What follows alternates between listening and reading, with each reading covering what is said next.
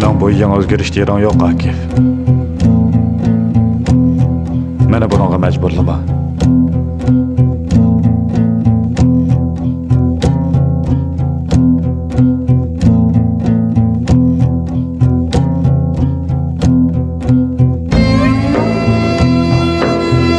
Muşaga chiqqan Akif.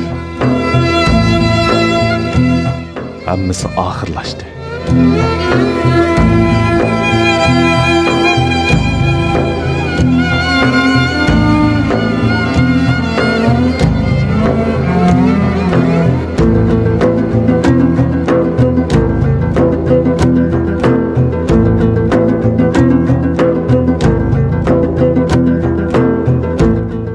Ben ahırlaştı demek durup ahırlaşmaz.